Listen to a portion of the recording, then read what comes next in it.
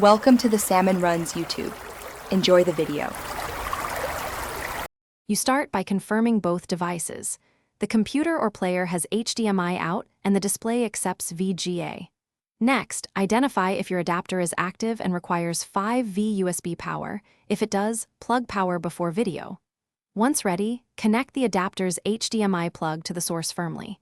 Make sure cables are seated. Loose contacts cause no image. Finally, attach the VGA cable from adapter to monitor so the signal path is complete, and you can move to display configuration. Once the physical connection is made, power both devices and set the source resolution within VGA-friendly ranges, typically 1024x768 up to 1920x1080, so the adapter can convert cleanly. Then, tell your laptop or media box to output to the external display. Use keyboard shortcuts or display settings. If the adapter provides an audio jack, route sound there and configure your system audio output. Make sure to wait a few seconds after changes.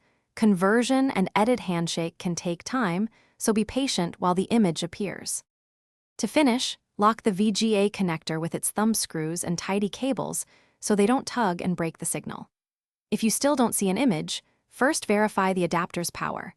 Active converters often need external 5V via USB, and try lowering the resolution to 800x600 to force compatibility.